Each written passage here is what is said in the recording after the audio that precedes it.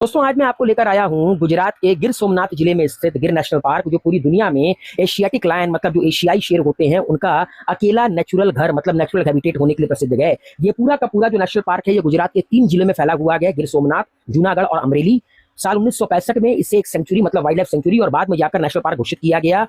अब यहाँ पर आपको किस तरह ट्रैवल करना है मैं आपको बता देना चाहता हूँ। देखिए, अगर आपको सफारी का मजा लेना है तो यहाँ पर 2 ऑप्शन होते हैं। पहला होता है गिर जंगल सफारी, जिसमें आप पूरे के पूरे जंगल की सफारी करते हैं। अगर आपके पास समय कम है तो आप दिवलिया सफारी पार्क जा सकते हैं, जो कि इंटर प्रेजेंटेशन जोन है, जहां कम समय में शेरों को देखा जा सकता है। मतलब अगर आपके पास कम टाइम है, आप पूरा का पूरा नेशनल पार्क नहीं घूमना चाहते, आप सिर्फ लायन की साइटिंग करना चाहते हैं, तो आप दिवलिया सफारी पार्क जा सकते हैं। वहां पर आपको कम समय में शेरों को देखना मिल जाएगा। और जंगल के अंदर यहाँ पर आपको लोकल ट्राइब्स भी देखने को मिलेगी, जैसे कि मालधारी जनजाति यहाँ पर रहती है। इनका एक अनोखा सांस्कृतिक अनुभव है, जो सदियों से शेरों के साथ बिना किसी डर के शांति से रह रहे हैं।